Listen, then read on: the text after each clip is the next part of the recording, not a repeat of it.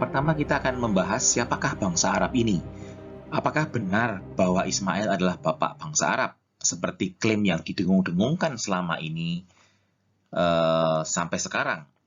Kita akan melihat pendapat dari Profesor Sir Fergus Graham Bartholomew Millar. Beliau seorang sejarawan dari Universitas Oxford, ya, atau sering disebut dengan Sir Fergus Millar, ya. Beliau mengatakan bahwa sejarawan abad pertama, Josephus, adalah yang pertama kali mengemukakan gagasan bahwa Ismail adalah nenek moyang orang Arab. Dalam The Antiquities of the Jews, Josephus mengatakan bahwa Ismail adalah pendiri bangsa Arab. Ya. Nah, namun dalam perjalanannya, tentunya gagasan dari Josephus ini juga banyak di-challenge ya oleh penulis-penulis lain. Namun yang mengherankan adalah pada abad ke-14. Pada abad ke-14 ya, terjadi konsensus oleh para ahli genealogis Arab ya, dan membagi bangsa Arab menjadi 3 jenis atau 3 kelompok ya. Pertama adalah kelompok bangsa Arab yang sudah punah atau extinct Arab, yang mereka sebut sebagai Al-Arab Al-Baida ya. Nah, kepunahan bangsa Arab ini, kelompok bangsa-bangsa Arab ini mostly dikarenakan karena peperangan dan genosida, yaitu bangsa Ad, A-nya 2 ya, kemudian Tamud, nah ini tersebut di dalam Al-Quran, kemudian Tasm, Jadis, dan Imlak. Nah, Al-Arab Al-Baida atau yang disebut sebagai The Extinct Arab ini termasuk dari branches atau cabang Banu atau Bani Al-Samaida. Nah, kemudian yang kedua adalah original pure Arabs. Nah, bangsa Arab asli. Nah, ini aneh ya, ini menarik ya. Mereka menyebutkan bahwa bangsa Arab asli ini disebut Al-Arab Al-Ariba. Itu berasal dari Yemen atau di selatan peninsula Arab. Kalau Anda lihat di peta itu, adalah keturunan dari Ya'rub bin Yasub bin Katan dan keturunan dari Hud. Kalau di Muslim ada Nabi Hud ya. Nabi Hud, nanti kita akan buka siapa Nabi Hud ini, dan sebenarnya pure Arab ini, keturunan Kahtan ini siapa gitu ya. Nah, kalau kita lihat Kahtani Arab ya, atau Al-Arab Al-Ariba yang para genealogis Arab ini berkonsensus mengatakan bahwa Arab asli itu berasal dari Yaman dan merupakan keturunan dari Yasub bin Kahtan. Nah, Kahtan ini ternyata adalah Joktan. Nah, kalau Anda lihat nanti, Joktan ini anak kedua dari Eber. Ya, kalau nanti kita lihat di genealogi dari Shem, keturunan Shem sampai ke Abraham ya. Nah, jadi Arab asli adalah Kahtan atau keturunan Joktan ya. Nah, kita akan lihat jelas, dan itu jelas-jelas bukan dari garis Ismail. Nah, yang ketiga adalah menurut hadis atau menurut tradition Islam ya, itu adalah bangsa Arab keturunan Ismail dari keturunan Adnan, namanya Adnani Arabs ya. Jadi kita akan melihat siapakah sebenarnya keturunan dari Adnan ini dan siapakah yang pure Arab. Jadi beda ya. Seperti itu. Nah, kalau yang silsilah dari Adnani Arab ini, mereka disebut Arabais, Arab. Jadi yang diarabkan. Jadi Arab yang diarabkan. Ini menarik. Jadi bukan Arab asli. Jadi Arab yang diarabkan. Oke, mari kita akan lanjutkan untuk yang slide kedua untuk lebih jelasnya. Kita lanjutkan bahwa menurut tradisi Arab, Kahtanis, keturunan Joktan ini adalah orang-orang Arab Selatan. Atau kalau kita lihat peta itu di Southern Arabia Peninsula, ya, sekarang di kota Yemen atau Yaman. Nah, tidak seperti suku Adnanitais atau keturunan Adnan yang berasal dari daerah atas semenanjung Arab atau Hejaz. Ya. Nah, orang-orang Kahtani ini dibagi menjadi dua subkelompok, yaitu Himyar atau Himyares dan Kahlan atau Kahlanis. Nah, kalau kita lihat di peta, ini peta modern yang menceritakan abad ke-6. Yang di kuning, ya, warna kuning, Himyarid Kingdom atau kerajaan Himyarid ini meluas sampai ke kota Mekah, walaupun sebenarnya tidak pernah ditemukan peta kuno Arab sampai abad ke-6 yang terletak kota Mekah. Jadi seorang arkeologis terkenal yaitu Dr. Patricia Kroon mengatakan bahwa tidak ditemukan di dalam peta-peta kuno Arab kota Mekah. Let's look and see. Ya, This is a facsimile. This is not a real map. This is just a facsimile of the trade routes from the 7th century. Notice all those green lines, those are the trade routes. Notice where they don't go through, where the red question mark is. That's where Mecca is today. Why is it not on the trade route? Here's another one. This is a trade route, another facsimile. This is not a true map. This is just a facsimile of trade routes in the 7th century. Notice what's missing. Mecca is not there. Now let's look at some real maps. These are real maps. This one is from the 6th century. Notice what's missing? Mecca is missing. Here is a 7th century map. Look at what's missing. Where is Mecca? Not there. Where the red question mark is where Mecca is today. Why is it not on a... This is the time of Muhammad. This is the time that Muhammad should be living. So where's Mecca there? Here's another one. Here's a 7th century map. Still, Mecca is missing. Mecca is still missing. Another one. Completely different one. These are all completely different. This is another 7th century. This is the time that Muhammad lived. This is the time you have Abu Bakr, Umar, Uthman, and Ali. You cannot find Mecca at all. Yet they should have been living down there. Nothing. Ya, dan peta kota Mekah, letak kota Mekah itu baru muncul di dokumen yang bernama Apocalypse of Pseudo Methodius Continuatio Byzantia Arabica tahun 741 Masehi. Nah, maka ini peta modern yang menggambarkan situasi abad ke-6. Dan sebenarnya letak Mekah memang belum ada di sana, ya. Nah, suku Kahtan ini yang tadi dibagi menjadi dua subkelompok, Himyar atau Himyaris dan Kahlan atau Kahlanis. Saya tidak tahu di antara kedua sub ini ada termasuk suku Jurhum. Salah satu wanita suku Jurhum yang termasuk sub Bani Kahtan ini menikah dengan Ismail.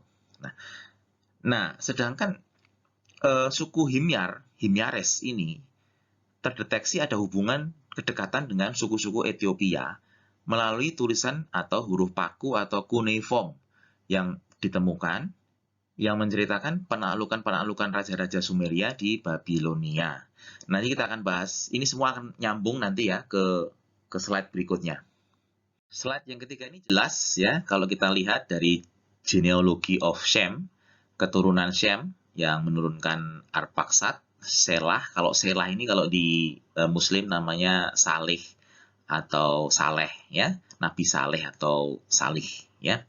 Kemudian menurunkan Eber, Eber ini kalau di Muslim adalah Nabi Hud. Nah, Anda lihat nih Nabi Hud versi Islam ya, di Bukit Hadramaut yang ada di Saudi Arab atau Yaman Selatan. Nah, ini jelas ya, menunjukkan bahwa Eber ini adalah Nabi Hud menurut versi Islam, ya, yang menurunkan Peleg anak pertama, Peleg, dan Joktan atau Khatan. Nah, Joktan Khatan ini akan menurunkan Ya'rub, Yasub, yang tadi kita sebut di slide sebelumnya, kemudian Sabah, Kahlan, terus turun sampai ke Lahem atau Bani Lahem, atau nanti Bani Lahem ini menjadi suatu kerajaan yang cukup besar, ya. Bani Lahem adalah suku Arab besar yang menelusuri garis keturunan mereka kembali ke Kahtan, ya. Ini Kahtan yang menciptakan kerajaan Arab di Al-Hira. Nah, kita lihat petanya Al-Hira. Ini petanya Al-Hira dekat Kufah modern sekarang, Irak, ya, dekat Kufah, ya. Kerajaan ini bertindak sebagai zona penyangga antara Arab dan Kekaisaran Persia waktu itu, mencegah suku-suku Arab Badui menyusup ke tanah Persia. Nah, kita lihat bahwa dari genealogi ini terlihat jelas bahwa Arab asli atau tadi yang disebut sebagai Arab Al-Ariba, ya, adalah keturunan Joktan atau Khatan, Arab asli, bukan keturunan Ismail. Jelas, ya. Ini bukan kata saya, ini adalah menurut sumber-sumber di Wikipedia. Anda bisa lihat sendiri, saya sertakan source-nya. Anda bisa googling sendiri, bisa lihat dan men-challenge apakah yang saya katakan benar atau tidak. Ya, supaya mudah dipahami, saya sertakan garis dari Shem yang saya persingkat dan saya berikan tambahan yang lebih lengkap sehingga bisa mudah dipahami. Nah, kalau kita lihat di garis ini, dari Shem menurunkan Arpaksad, kemudian Shelah atau Salih atau Soleh kalau di Muslim, Nabi Soleh, ya. Dan Anda kalau lihat yang menceritakan Nabi Soleh ini sebenarnya di Quran cukup banyak, ada di Quran Al-Araf, Al-Fajar, Al-Anaml, ya. Kemudian ini juga dari Salih ini menurunkan Eber atau Hud, ini juga terdapat di Quran, ada Quran surat Hud. Nah, jelas bahwa Nabi Hud ini merupakan nabi yang penting bagi umat Islam juga karena disebut sampai mempunyai Quran surat Hud, ya. Diceritakan bahwa Nabi Hud ini berdiam di Bukit Hadramaut, ya, atau berasal dari Bukit Hadramaut di Saudi Arab, Eastern Yaman. Nah, kalau kita lihat atau kita pernah baca catatan dari Ibnu Al-Nadim abad ke-10 yang merupakan sejarawan pada masanya, beliau menceritakan suatu suku Sabian atau kaum Sabian yang juga tercatat di Al-Quran. Suku Sabian ini, nah, si Ibnu Al-Nadim ini menceritakan bahwa suku-suku atau kaum Sabian ini melakukan sembahyang atau praktek seperti sholat begitu, ya, menghadap atau berkiblat di Yaman. Nah, kelihatannya ada garis atau titik temu kenapa suku Sabian menghadapkan kiblat sholat atau sembahyangnya ke arah Yaman. Mungkin suku itu merasa bahwa di Yaman lah berasal leluhurnya yang sebenarnya, ya, dari keturunan Nabi Hud atau Eber ke Joktan atau ke Kahtan. Nah, kalau Anda lihat di Dome of the Rock, ya, Masjid Kubah Batu di Israel atau di Yerusalem, yang dibangun oleh Abdul Malik tahun 691 dan sesudahnya, Anda melihat bahwa di masjid itu pun terletak 4 kiblat. Terdapat 4 kiblat, yaitu kiblat Nabi Salomo atau Sulaiman, kiblatnya Daud, kiblatnya Ilyas atau Elia, dan kemudian kiblatnya Ibrahim atau Abraham. Nah, kita lihat, ya, pada zaman-zaman itu lazim bahwa sebuah kaum atau tempat ibadah memiliki kiblat lebih dari satu, dan mostly kiblat-kiblatnya menghadap ke arah nabi yang ditinggikan atau nabi-nabi atau dianggap rasul yang dianggap rasul besar atau nabi besar. Dan anehnya, uniknya, pada tahun 691 pada Abdul masa Abdul Malik membangun Dome of the Rock atau Masjid Kubah Batu, kiblat ke Mekah tidak ada, ya. Nah, itu menarik, ya. Padahal itu setelah masa Nabi Muhammad, ya. Nah, kita kembali ke Joktan atau Kahtan. Anda melihat di sini adalah garis keturunan Kahtan, terus turun dari Ya'rub, Yasjud, ya, Subah, Kahlan, terus sampai ke Lachem atau Bani Lachem, Lakhmid, ya, Lakhmid Kingdom atau kerajaan kingdom yang besar. Nah, Arab suku Jurhum ini nanti salah satu wanitanya menikah dengan Ismail. Nah, ini tercatat juga di Sahih Al-Bukhari nomor 3364. Buku 60, hadis 38, Anda bisa cek di sunnah.com. Nah, jadi jelas kelihatan bahwa Joktan atau Kahtan itu merupakan bapak bangsa Arab asli atau Arab al-Ariba, pure Arab, ya, bukan Ismail, karena di situ disebutkan bahwa Ismail adalah Arab Bais Arab atau yang diarabkan. Jadi Arab yang diarabkan. Kalau Arab yang diarabkan berarti bukan Arab asli. Jelas, ya. Nah, di sini kita bisa melihat garis atau genealogi dari Ismail ke Adnan, Adnan kemudian ke Muhammad, ya. Kita melihat di Al-Sirah Al-Nabawiyah Ibnu Katsir volume 1 di halaman 76.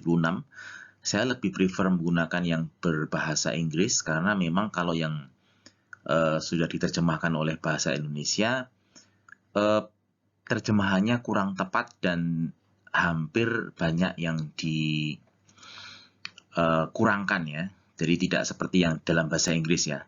Nah, di sini kita melihat pendapat dari Abdullah ibn Abbas yang merupakan keponakan dari Nabi Muhammad, yang ayahnya merupakan paman Nabi yang bernama Abbas ibn Abdul Muthalib dan ibunya bernama Ummu Lubabah, ya. Nah, beliau mengatakan bahwa terdapat beberapa pendapat, ya, yang mengenai silsilah dari Ismail ke Adnan, ya. Nah, beliau mengatakan bahwa sebagai berikut: between Adnan dan Ismail, there were 30 ancestors who are unknown. Ya. Nah, artinya adalah antara Adnan dan Ismail ada 30 nenek moyang yang tidak diketahui. Nah, ini Anda lihat garis kuning ini kenapa kita kasih tanda tanya, karena memang menurut Ibn Abbas ada 30 nenek moyang, ancestor yang unknown, tidak diketahui, ya. Kemudian oleh Urwa ibn al-Zubair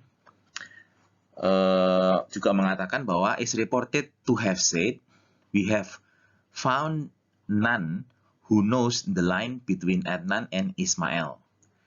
Nah, Urwa ibn al-Zubair yang dilaporkan mengatakan, kami tidak menemukan seorang pun yang mengetahui garis keturunan antara Adnan dan Adnan ke Ismail. Nah, ini jelas, jadi ada missing link di sana, ya. Kemudian juga dikatakan bahwa Ibnu Abbas juga mengatakan bahwa the genealogies have lie twice or thrice, and that skepticism is even more characteristic of Ibn Mas'ud, whose, ya, was like that of Ibn Abbas. Artinya Ibn Abbas juga konon pernah berkata ketika menelusuri garis keturunan sampai ke Adnan, beliau mengatakan bahwa para ahli silsilah telah berbohong 2 kali bahkan atau 3 kali. Dan sikap skeptis atau skeptisisme ini seperti lebih merupakan ciri dari Ibn Mas'ud, ya. Jadi terdapat beberapa orang yang memang skeptis dengan garis